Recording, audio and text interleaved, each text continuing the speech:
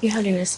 My next question is about your stance on homosexuality, and particularly as there have been what some people describe as blessings in some churches of homosexual unions or even marriage. And I'd be grateful for your opinion about this. You see, most often nowadays, the trend is in favor of genetic tendencies.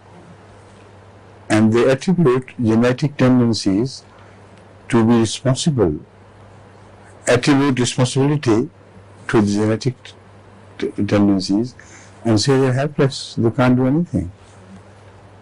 This is absolutely wrong. 100% wrong, because the concept of pleasure as related to sexuality is born out of reproductivity.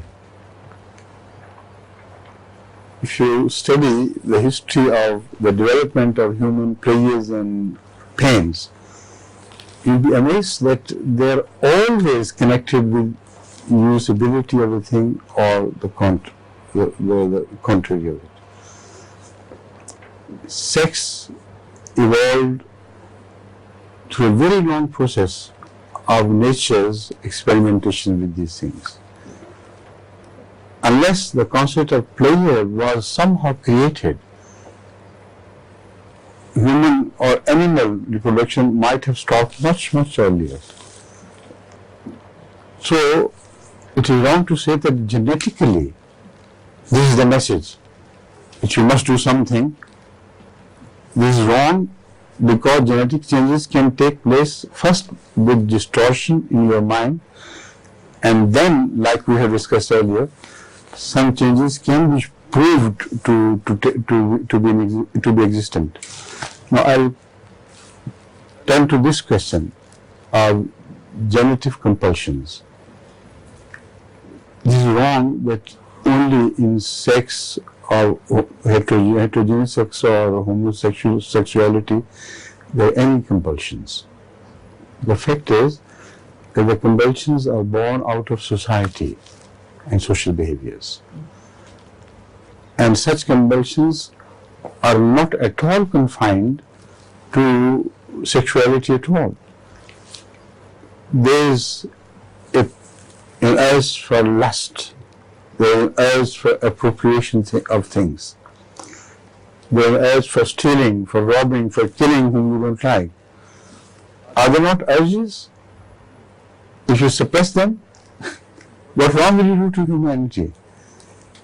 There are urges which have to be suppressed so that the social evolution takes place out of that suppression, and nobler society is born. We let these urges go scot-free. With any Scottish person sitting among us? We do apologies to that. Only well speaker. Yes. We call it scot-free. I'm not referring to any Scottish attitude. It's a human attitude.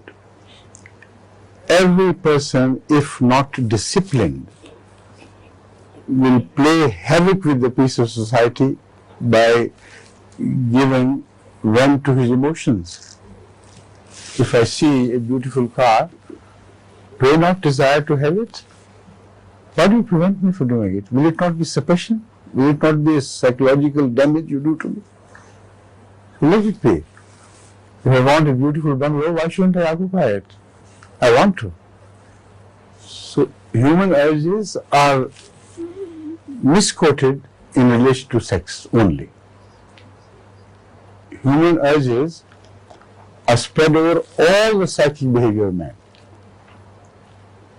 And to suppress it does not mean, in Freudian words, to destroy something in man. To suppress it only means disciplining it. When you discipline it, better society is born out of that discipline. That is what we need today. Unfortunately, attention is not paid to these things, and we're stepping down run by run into a decadence, a form of decadence of society from which we will not be able to extricate ourselves if we do not take proper measures against it.